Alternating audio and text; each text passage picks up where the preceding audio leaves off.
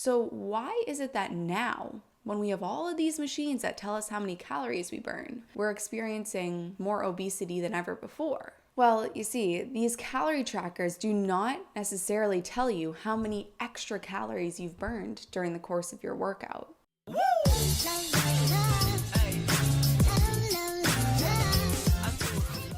Hello, my honeys, it's Emmy. If you're new to the channel, welcome. My name is Emmy. I'm a nutritionist. Make sure that you are subscribed, hit that notification bell, hit the subscribe button. I upload a new video every Wednesday and Saturday. Today, I am so excited to debut my at-home workout membership. You are getting a free 7-day trial for watching this video. So click the link in the down bar and get your free 7-day trial of my at-home workout membership. This is how the at-home workout membership works. It's exactly what it sounds like. An at-home workout membership, no equipment required, all completely done for you. So every week I'm gonna send you 5 daily workouts. They're 20 minutes long. We're gonna target arms, abs, legs, core, full body cardio sessions and sweat sessions. And you're gonna get daily workouts Monday through Friday. You're gonna do them right alongside me. And trust me, honeys, I have been feeling these workouts. This is all inclusive. So for all body types, all fitness levels, come one, come all. Beginners are welcome.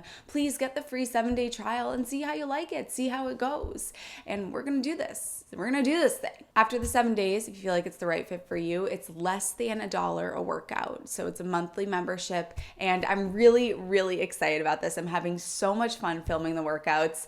My booty is sore, but that's a good thing. So I'm really excited to build a community here in fitness as well. And I want you to be a part of it. So click the link in the down bar and get your free 7-day trial. All right, so you want to lose weight. You've probably heard that in order to lose weight, you need to eat less and move more. What? I'll do anything. Eat less, move more. You eat less food, and you move around more than you do now. This is based on a theory known as calories in, calories out. Sometimes you see it abbreviated as CICO. Calories in, calories out is the idea that our body burns a certain amount of calories every day. And if we want to lose weight, we need to eat less than the amount of calories that our body burns. So we can measure how many calories our body burns, and we can measure how many calories that we eat. And with these two pieces of information, we can create what's called a calorie deficit. And within that calorie deficit, we lose weight. So where did this all even come from? Who invented calories in the first place? Well, this all dates back to the 1800s when the Dictionnaire National, the Basal, defined a calorie as the heat needed to raise the temperature of 1 kilogram of water from 0 to 1 degree Celsius. Now, they were using this to describe the fuel efficiency for a steam engine. Wait a minute. So does this mean that we're comparing our complex human bodies to steam engines? Yes, it does. Later on in the century, the US started to use the term calorie to describe food energy after W.O. Atwater introduced it as an energy unit for foods in 1887. As he described in his paper, the calorie is the amount of heat which would raise the temperature of a kilogram of water 1 degree centigrade. Okay, so we're still using steam engine lingo. Instead of this unit of heat, we may use a unit of mechanical energy. For instance, the foot ton, which is the force that would lift 1 ton 1 foot. 1 calorie nearly corresponds to 1.53 foot tons. Okay, so now we're taking the word calorie, and instead of just using it to describe steam engines, now we're using it to describe physical exertion that humans might do. So now we're getting somewhere. The goal of his paper, W.O. Atwater, was to show that certain foods provide more energy, and the foods that provide more energy, aka have more calories in them, will give you more energy to do physical exertion, to do physical activity, to do tasks that require energy. So let me say this again. The purpose of W.O. Atwater's paper was to show that certain foods have certain amounts of calories. The foods that have more calories will allow you to have more energy to do more physical activity. Got it? Got it. I find it interesting that The original intention of food here was not what we use it for now. The original intention of food and calories was to show people if you need more energy, then you need to eat more calories. Whereas now we use calories sort of as a scare tactic. You don't want to eat too many calories. If something has a lot of calories in it, you want to stay away from that if you're trying to lose weight. I find it interesting how this evolution has gone from steam engines to showing people that foods with more energy will give you more energy. And now all the way down the line, we're at this place where calories are, whoa, that has too many calories in it. How'd we get here? Let's find out. Now, it wasn't until 1973 that nutritional labels came out telling people how many calories were in certain foods. Wait a minute, 1973? That wasn't that long ago. So what the heck did people do before that? How did people stay healthy and trim?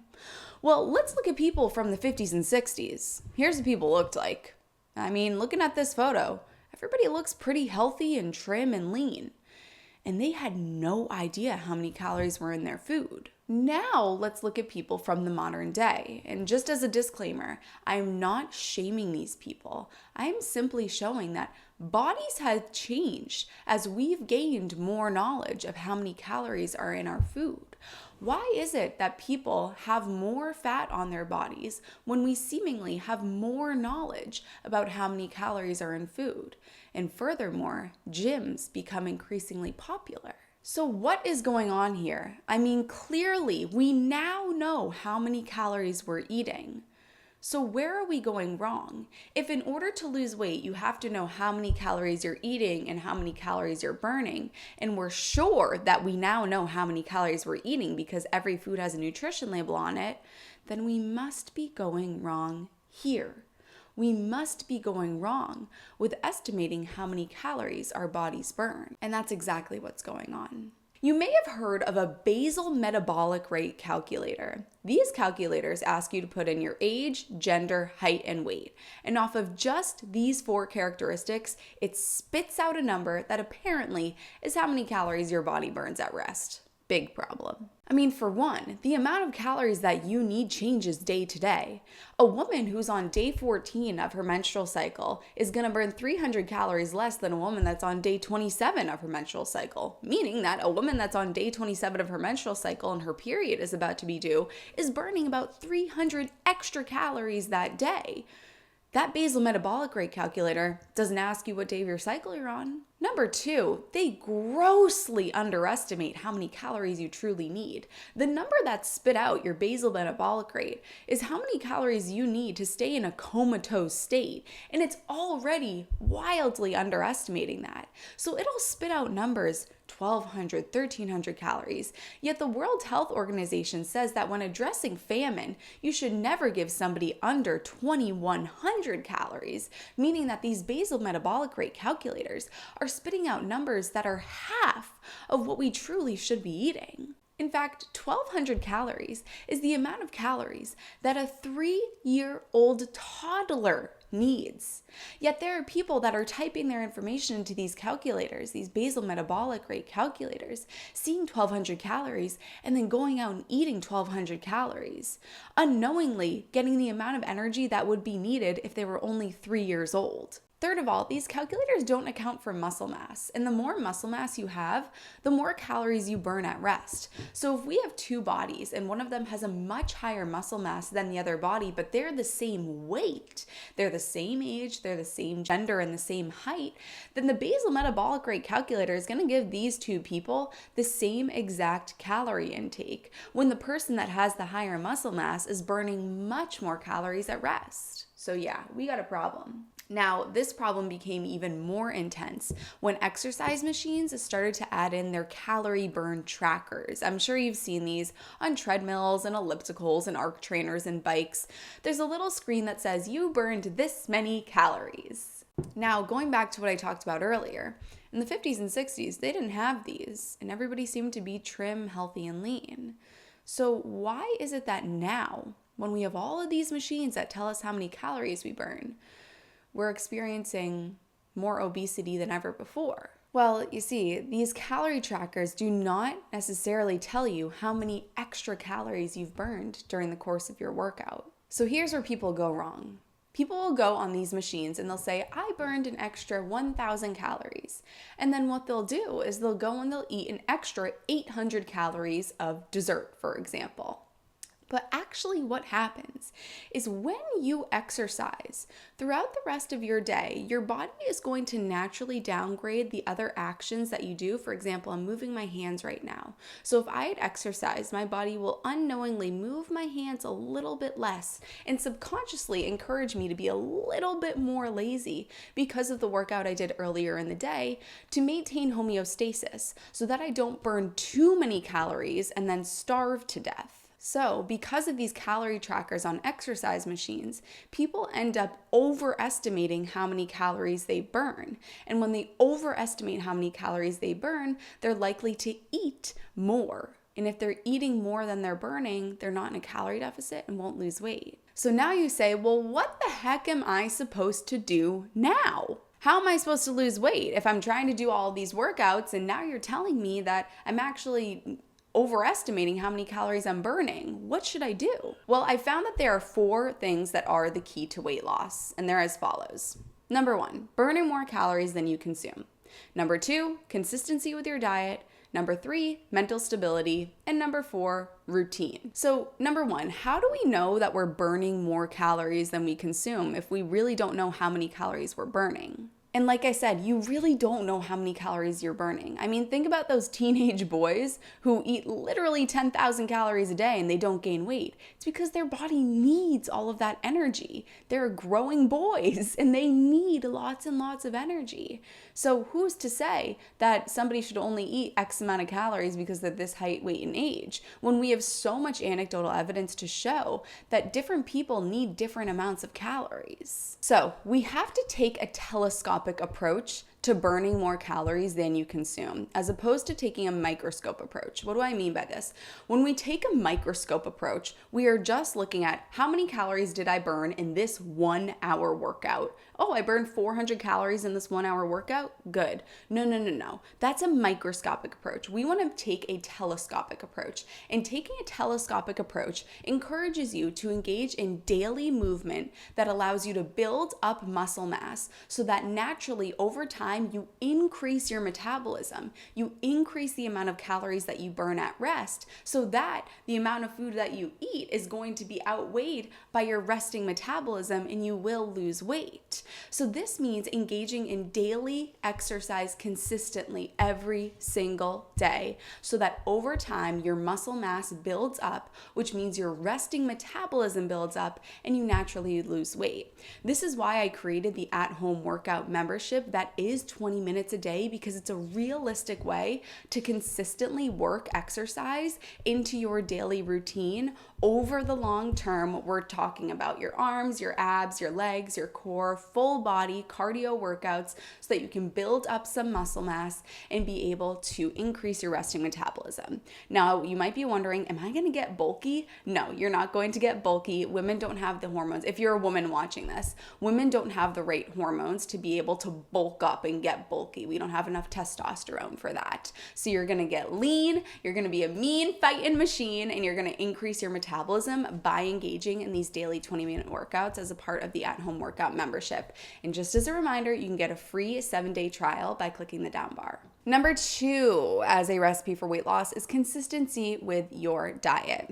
One meal will make you gain weight and one meal won't make you lose weight. We have to consistently eat a healthy diet every single day in order to, over time, create a calorie deficit that's going to encourage you to lose weight. So again, taking that telescope approach as opposed to a microscope approach. If you don't know what to eat, I have a free meal plan on my website, so you can go there and get that. Mental stability. When you feel happy, you have higher self-regard and you're more likely to engage in healthy habits because you feel as though you deserve it and you're encouraged to do so because other things in your life are going well. And we say the way that you do one thing is the way that you do everything. The good news about exercise is that exercise promotes mental stability. Studies show after a workout, increased mood, increased focus, increased mental stability. So by engaging in movement every single day, healthy exercise weight daily, you're going to increase your mental stability, and more stability means more weight loss. And then the fourth key to losing weight, I say, is routine. People that have a steady routine are way more likely to be successful in their goals because there's no room for not engaging in your priorities. When you have routine, you're able to prioritize the things that mean the most to you. And if weight loss and health is something that means the most to you, by having a routine, you can prioritize it and you can work this in. You can also use something called habit stacking. And habit stacking is when you take a habit that you already have. So if you have a routine, you take a habit that you already have. For example, pouring your morning cup of tea. After you finish drinking your cup of tea, that's when you go and do your 20-minute workout. Or I tell people, brushing your teeth is a habit. So let's put a habit on the back of that, which is doing your 20-minute workout. You brush your teeth, you put the toothbrush away, and now it's time for you to do your 20-minute workout. Here's what you don't do if you want to lose weight. What you don't do is join a gym, go there for hours a day, do all these crazy workouts, track how many calories you're burning. As we've seen from history, the more people started to do that, the more problems with weight arise. So let's make this more natural. Let's go back to basics. Look at all these other animals in nature. They're not tracking their calories. They're not going to gyms. They're not doing crazy workouts. Why are we doing all of these things and having more and more health problems? This is why I created the at-home workout membership in such a easy to digest way so that you don't need equipment, you don't need a gym membership, you don't have to have all of this knowledge about fitness because it shouldn't be that way. Being healthy and fit should not be something that is reserved just for people that have this huge knowledge base about fitness, that go to the gym, that have hours a day to go to the gym. That doesn't make sense. That's a huge flaw in nature that it would have to be that way. Everybody should have access to being healthy, and that's why I created the at-home workout membership in this way. It's less than $1 per workout. It's for all fitness levels, all body types. So I really hope you get the 7-day free trial. And looking at more than just weight loss, exercise helps decrease your blood pressure, decrease the likelihood that you're going to have a heart attack, stroke, decreases your risk of type 2 diabetes. If you currently have type 2 diabetes, it helps with your A1C levels. So exercise is just an absolutely essential part of living a healthy lifestyle. It's a matter of finding out how to work it in consistently and realistically over the long term. So what do we do here? What is the right exercise routine for weight loss? What are you supposed to do? Should you track your calories? Oh my goodness. I got you covered. Get your free 7-day trial of the at-home workout membership, and all you have to do is follow along with me. You and I are doing the workouts together. They're the same workouts that I'm doing. How else could I film them if I wasn't actually doing them? So we're gonna do them together, and we're gonna work this into your routine. It's just 20 minutes a day. It's completely at home, no equipment needed. So get your 7-day free trial. I'm really excited about this, and I can't wait to see you in there. I love you, honeys. I hope that you enjoyed this video, and I'll see you in the next one. Woo!